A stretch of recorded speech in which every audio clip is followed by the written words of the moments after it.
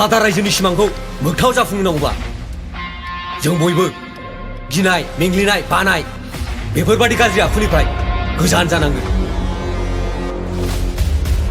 माखौ दारायलायबाय थादों बेहाय?